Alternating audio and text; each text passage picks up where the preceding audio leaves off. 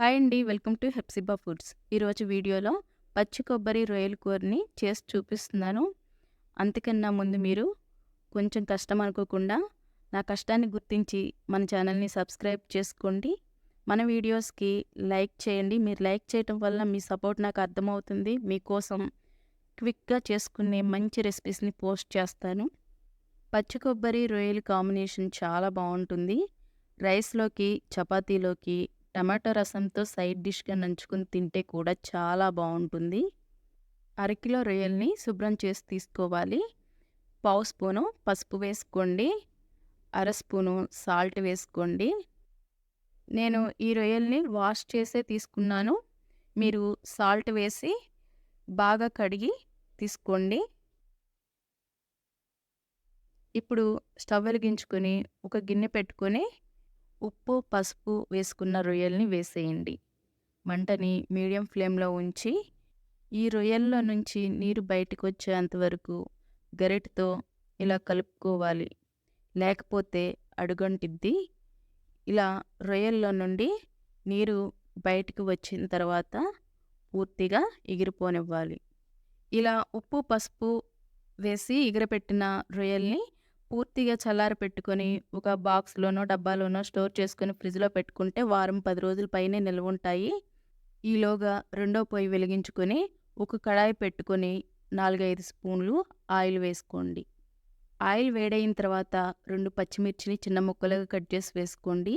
అలాగే ఒక రెమ్మ కరివేపాకును వేసుకోండి. 2 మీడియం సైజు ఉల్లిపాయలని చిన్న ముక్కలుగా తరిగి వేసుకోండి. గరిటెతో కలుపుకోవాలి. ఉల్లిపాయ ముక్కల్లో నుంచి నీరు బయటకు వచ్చి ఉల్లిపాయ ముక్కలు బాగా మగ్గేంత వరకు మీడియం ఫ్లేమ్లోనే ఇలా కలుపుకోండి.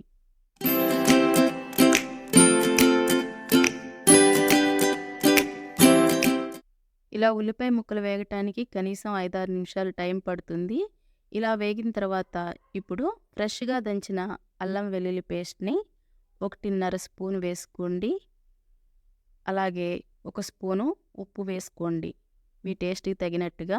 అలాగే పావు స్పూను పసుపు వేసుకోండి. ఇప్పుడు అల్లం వెల్లుల్లి పేస్ట్లోని పచ్చివాసన పోయేంత వరకు అడుగంటకుండా గరిటెతో ఇలా కలుపుకుంటూ మంచి వాసన వచ్చేంత వరకు వేయించుకోవాలి.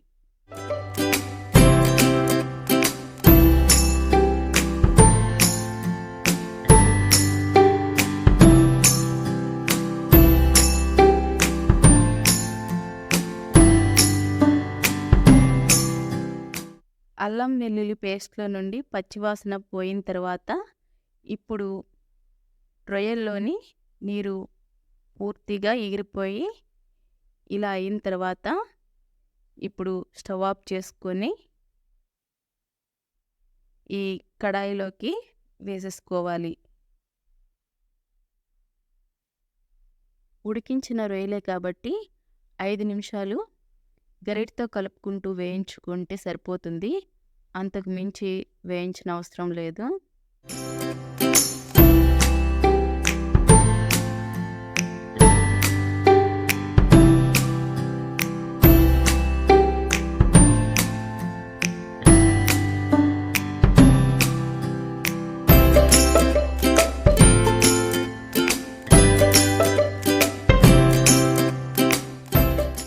ఐదు నిమిషాలకే చూడండి రొయ్యలు మంచిగా వేగిపోయాయి. ఇలా వేగిన తర్వాత ఇప్పుడు పచ్చి కొబ్బరిని తురుముకొని 1 కప్పు వేసుకోండి. ఈ పచ్చి కొబ్బరిని అడుగంటకుండా మీడియం ఫ్లేమ్లోనే ఒక 10 నిమిషాల పాటు ఇలా గరిటెతో కలుపుకుంటూ కొబ్బరి బాగా ఫ్రై అయ్యేంత వరకు ఇలా కంటిన్యూగా కలుపుకుంటూ వేపుకోవాలి. ఈ కూరలో రుచి కొబ్బరి వేగటంలోనే ఉంది. ఇలా బాగా 10 నిమిషాలు వేపుకున్న తర్వాత ఇప్పుడు కారం 2 స్పూన్లు వేసుకోండి. ఇప్పుడు గరం మసాలాని 1 స్పూన్ వేసుకోండి. 1 స్పూను ఉప్పు వేసుకోండి. ఒకసారి బాగా కలుపుకోవాలి. ఉప్పు ఒక్కసారే వేయకుండా కొంచెం కొంచెంగా వేసుకోవాలి. ఎందుకంటే ఈ రొయ్యలకి ఉప్పు, కారం అనేది కొంచెం ఎక్కువగానే పడుతుంది కాబట్టి టేస్ట్కి తగ్గట్టుగా చూసుకుని వేసుకోవాలి.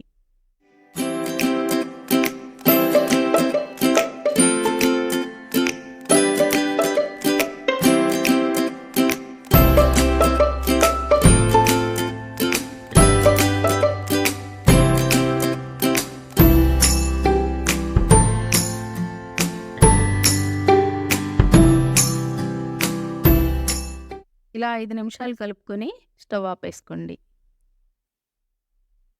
నేను చూపించిన పద్ధతిలో ఒకసారి మీరు వండారంటే ఇంట్లో వాళ్ళకి పండగే పండగ. అంతగా నచ్చేస్తుంది. చాలా సింపుల్ రెసిపీ, టేస్ట్ అద్భుతః. ఇలాంటి సింపుల్ రెసిపీస్ మన ఛానల్‌లో చాలా ఉన్నాయి. ఒకసారి చెక్ చేయండి. వీడియో నచ్చితే కనీసం ఒక్కరికైనా షేర్ చేయండి.